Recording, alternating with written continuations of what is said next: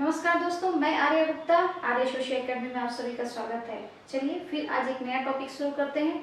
आज के टॉपिक में हम लोग आज पढ़ेंगे मानव समाज और पशु समाज में अंतर। मानव समाज और पशु समाज में क्या अंतर है, इसको आज हम लोग देखेंगे। बेसिकली ये टॉपिक मुख्य रूप से आपको ग्रेजुएशन फर्स्ट ईयर में यह एक टॉपिक है, इसे इसको पढ़ना है। मानव समाज और पशु समाज में क्या अंतर है, यहाँ हम लोग देख लें। मानव समाज और यहाँ पशु समाज। एक चीज देखिए, तो दोनों में क्या है, समाज लिखा हुआ है, मानव समाज और पशु समाज। इसका मतलब ये होता है कि समाज पशु में भी है, पक्षी में भी है, मानव में भी है। पिछले वीडियो में हम लोगों ने देखा था, जिसमें हम लोगों ने जाना था कि समाज क्या है, उसमें हम लोगों ने देखा था कि समाज क्या है, जहाँ जीवन है वही समाज है। फिर मानव समाज और पशुओं का जो समाज है उसमें क्या अंतर है, आखिर हम पशुओं के समाज से हमारे समाज में क्या विभिन्नताएं हैं, कैसे हम उनसे उच्च हैं, कैसे हमारी समाज ज़्यादा उन्नत है, इस चीज़ को हम लोग यहाँ डिफ्रेंशिएट करेंगे, अंतर करेंगे, इसको देखेंगे। तो चलिए देख लें। सबसे पहले तो देखें, हम लोगों ने इसके पहले मैंने एक वीडियो बनाया है संस्कृति, जिसमें हम लोगों ने पढ़ा था कि लेस्ली वाइट महोदय ने किस तरह से बताया है कि मानव के पास समाज है, पशु के पास भी समाज है। पशु भी क्या करता है, वो अपने बच्चों की देखरेख करता है, अपने लिए घर बनाता है, झुंड में रहता है, वो भी समाज में रहता है। लेकिन फिर भी हमारे उनमें बेसिकली मूल रूप से क्या अंतर है, सबसे बड़ा अंतर ये है कि मानव के पास क्या है, संस्कृति है, और पशु के पास संस्कृति नहीं है। मानव के पास क्या है, संस्कृति है, और पशु के पास क्या है, पशु समाज के पास संस्कृति नहीं है।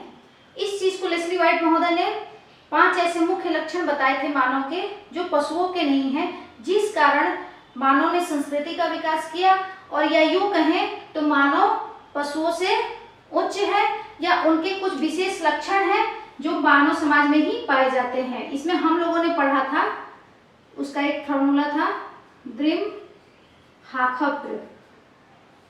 संस्कृति का एक वीडियो मैंने बनाया है, उसमें हम लोगों ने पढ़ा था ग्रिम हाखप्र। ये क्या है ग्रिम हाखप्र?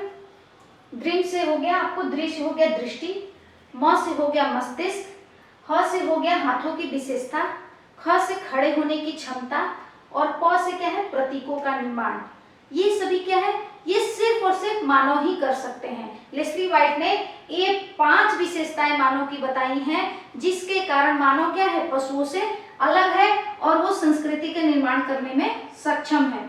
इसके अंतर्गत हम लोग देख लें, दृश्य क्या हो गया, दृष्टि। मानव के पास क्या है, विशेष तरह की दृष्टि है। वो जो चीजें दिख रही हैं और जो चीज नहीं दिखती है उसको भी वो क्या करता है, समझ लेता है, जान लेता है। जैसे आप एग्जाम्पल समझ लिए कि कोई रो रहा है, हम लोग एग्जाम देखेंगे, कोई समाज साधारणतः देखा जाए तो कोई इंसान रो रहा है, लेकिन रोने का तो दोनों रीजन हो सकता है, या तो बहुत दुखी होगा या तो बहुत खुशी होगा तो भी रोएगा। तो इस चीज की अनुभूति क्या कौन कर सकता है, सिर्फ मानव कर सकता है, क्योंकि मानव की दृष्टि में के पास क्या है, ये क्षमता है कि वो किसी चीज को टकटकी लगा के देखता है, बहुत घूर के ध्यान से उसका निरीक्षण परीक्षण कर सकता है। इसलिए मानव की दृष्टि क्या है, बहुत महत्वपूर्ण है, जो कि पशुओं के पास नहीं है। दूसरा देखें, इसमें हम लोग म से मस्तिष्क का विकास।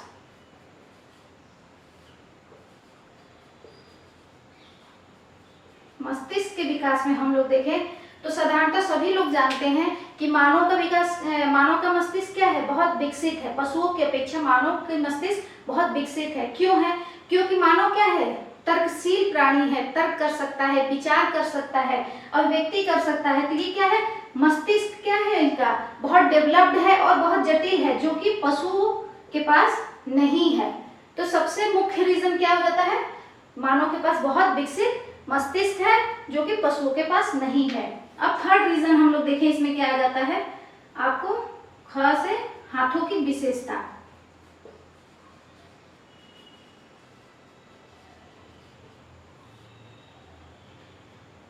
देखा जाए तो मानव समाज या मानव और पशु में तो कोई भी अंतर कर सकता है, लेकिन जब हम इसे समाज शास्त्र के अंतर्गत पढ़ रहे हैं तो हमें समाज शास्त्रीय दृष्टिकोण से पढ़ना है कि कौन कौन से समाज शास्त्रीय अंतर है जो पशु समाज में नहीं है और मानव समाज में है। इसलिए हम लोग एक समाजशास्त्रीय दृष्टिकोण से इसमें अंतर को हम लोगों को जानना है। अब हाथों की विशेषता में क्या है? मनुष्य के हाथों में क्या है? मनुष्य के हाथों की विशेषता है कि वो कलाई उनका मूव करता है, और दूसरा उनके पास अंगूठा है। इस अंगूठे का उपयोग क्या करते हैं? पेन, जैसे हमने पेन पकड़ा होल्ड करने के लिए यूज होता है, जो कि आम पशुओं में नहीं होता है। दूसरी बात यह है कि अगर हमारे हाथ की जो विशेषताएं हैं, इससे क्या है, हम कोई भी कार्य करने में सक्षम हैं जो पशु नहीं करते। जैसे हम किसी चीज को बनाना है, किसी चीज को, आपकी पेंटिंग है, आपकी लिखावट है, लिखने की जो क्षमता है, ये सब क्या है? हाथों की विशेषता के कारण ही है, जो कि पशुओं में नहीं है। चौथा रीजन देखें, खड़े होने की क्षमता।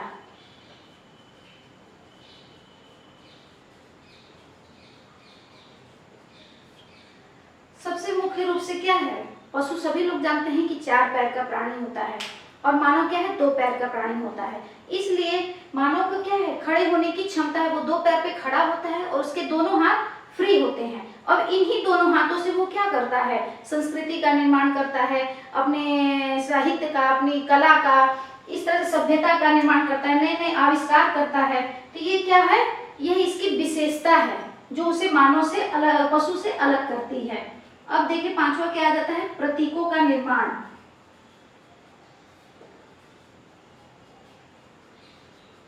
प्रतीकों के निर्माण में क्या है, पशु के पास ये क्षमता नहीं है कि वो प्रतीकों का निर्माण कर पाए। हमारे पास ही सिर्फ ये क्षमता है, मानव में ही सिर्फ ये क्षमता है कि वो प्रतीकों का निर्माण कर पाता है। जैसे अगर हमारा फ्लैग है तो हम जान पाएंगे कि यह किस देश का झंडा है, उससे उस देश की अभिव्यक्ति होती है। अगर यह पेन है तो इसका मतलब ये प्रतीक है क्या, कि यह शिक्षित लोगों के काम की चीज है, कोई यहाँ पढ़ने लिखने वाला आदमी है। कोई काला कोट पहन के आता है, ये क्या प्रतीक है, कि जरूर वो पेशे से वकील हो सकता है। ट्रैफिक पे लाइट जलती है, red light, green light, yellow light, ये सब क्या है, ये प्रतीक है हमारे लिए। हमें रुकना है, हमें चलना है, तो ये सब क्या, इन सभी का निर्माण क्या कर पाता है, सिर्फ मानव कर पाता है, पशु नहीं कर पाता है। दूसरा रीजन देखें अब क्या है, बोलने की क्षमता।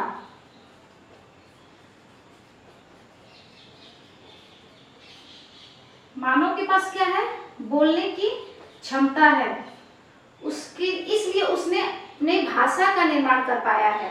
मानव बोल सकता है, बोलने में सक्षम है, इसलिए उसके पास भाषा है। और पशुओं के पास क्या है, भाषा नहीं है, वो बोल नहीं सकते, वो उनकी कुछ आवाजें होती हैं लेकिन वो भाषा उनके पास नहीं है। हम लोगों के पास कई तरह की भाषाएं हैं, जैसा देश जिस तरह का क्षेत्र है उतनी तरह की भाषा है, बोली है, लेकिन क्या है, पशुओं के पास नहीं है। चलिए और आगे देखें और क्या क्या अंतर है। नेक्स्ट अब आगे इसमें देखें कि मानव में क्या है, सामाजिक संगठन पाया जाता है। संगठन और सहयोग पाया जाता है, जो कि क्या है, पशु समाज में नहीं पाया जाता है। पशु समाज में नहीं पाया जाता है। पशु क्या है, ग्रुप्स में रहते हैं लेकिन उनका एक संगठन नहीं होता, उनमें आपस में सहयोग की भावना नहीं होती है, जो सिर्फ मानव समाज में होती है, पशु समाज में नहीं होती है। नेक्स्ट अब देखिए हमारे यहाँ क्या है, मानव समाज में क्या है, सामाजिक नियंत्रण होता है। सामाजिक नियंत्रण होता है, जैसे कि हमारे यहाँ धर्म है, प्रथा है,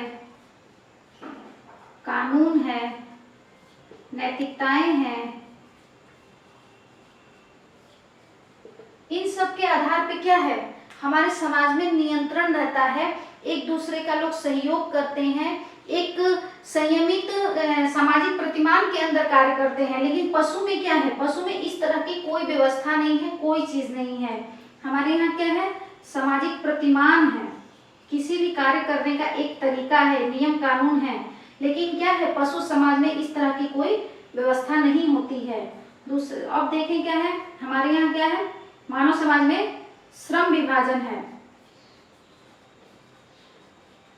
श्रम विभाजन है और विशेषीकरण है।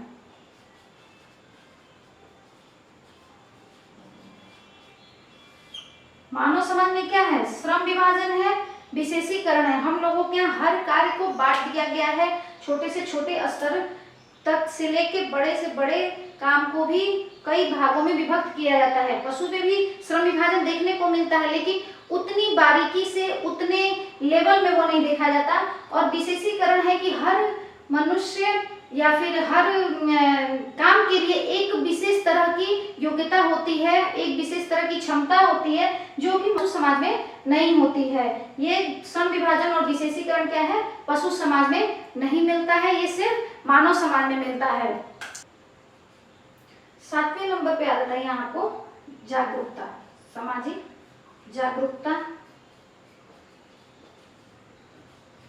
जो हम लोगों ने देखा था कि मानव समाज के निर्माण में पारस्परिक जागरूकता की कितनी अहमियत है, कितना इसका बड़ा योगदान है कि जब तक जागरूकता नहीं रहेगी तो वो सामाजिक संबंध नहीं स्थापित हो सकते हैं, मानव समाज नहीं बन सकता है। और यहाँ क्या है, यही मुख्य रूप से अंतर है कि पशु समाज में यह जागरूकता नहीं है, वो एक दूसरे के प्रति सचेत चेतना नहीं रहती, उनके मानसिक दशा की उपस्थिति नहीं रहती। इस कारण क्या है, यहाँ ये पशु समाज मानव समाज से भिन्न है। यहाँ हम लोगों ने समाजशास्त्रीय दृष्टिकोण से देखा कि किस प्रकार मानव समाज और पशु समाज में अंतर है और क्यों मानव समाज इतना उन्नत समाज है, विकसित समाज। यहाँ अब हम लोग देखते हैं समाज और एक समाज में अंतर। समाज और एक समाज में अंतर क्या है? क्योंकि पिछली वीडियो में हम लोगों ने देखा था कि समाज क्या है, उसमें हम लोगों ने देखा कि समाज का जो सामान्य अर्थ क्या लगाया जाता है, किसी समूह को समाज कहते हैं। सामान्यतः लोग किसी समूह को समाज कहते हैं, लेकिन समाज क्या है? समाज समूह न होकर समाजशास्त्रीय अर्थ में देखें समाज को तो समाज क्या होता है? सामाजिक संबंधों की व्यवस्था होती है, ये एक सिस्टम है। तो क्या है कि यहाँ पे क्या कहते हैं कि जो सामान्य अर्थ जो हम लोग निकालते हैं कि समाज का जो सामान्य अर्थ निकलता है कि किसी समूह को लोग समाज कहते हैं। जैसे यहाँ आपको हो जाएगा ब्रह्म समाज, पुरुष समाज, शिक्षित समाज,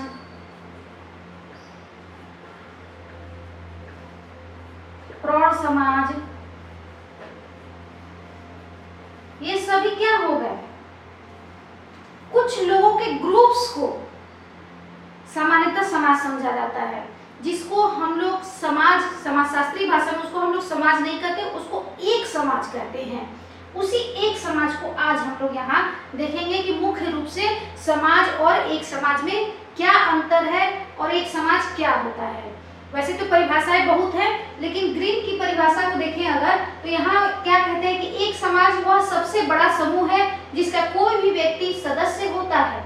मतलब कि यह एक बड़ा समूह है। ये चर्चा करते हैं किस चीज की कि जो एक समूह होता है, जैसे प्रौढ़ लोगों का समाज है, सिर्फ पुरुषों का समाज है, शिक्षित लोगों का समाज है, तो क्या है? लोगों का एक ग्रुप है जिसका कोई भी व्यक्ति सदस्य होता है, जिसमें इसके अंतर्गत जो लोग आते हैं वो मेंबर होते हैं। एक समाज एक जनसंख्या है, निश्चित है कि इसमें एक जनसंख्या होगी, संगठन होगा, एक तरह की उनकी समस्याएं होंगी, एक तरह का उनका विचार होगा, तो उनमें संगठन होगा, एक सामान्यतः निश्चित स्थान भी पाया जाता है, उनकी अभिरुचि समान होती है, से उन सब से मिलके बना होता है। तो मुख्य रूप से क्या है कि यह एक समाज क्या है? एक बड़ा समूह है।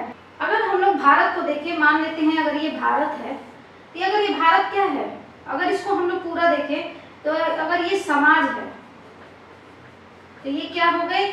इसमें जितनी व्यवस्थाएं हैं, जो सामाजिक व्यवस्थाएं हैं, जो सामाजिक संरचना है, पूरे भारत में अगर है तो वो क्या है? उस चीज को वो पूरे भारत का जब अध्ययन करते हैं तो वो समाज का अध्ययन हम वहाँ करते हैं, सामाजिक व्यवस्था का जो अध्ययन करते हैं। लेकिन अगर इसके अंतर्गत ब्रह्म समाज है, महिला समाज है, पुरुष समाज है, प्रौढ़ समाज है, शिक्षित समाज है, अशिक्षित समाज है, युवा समाज है, तो इस तरह से क्या है?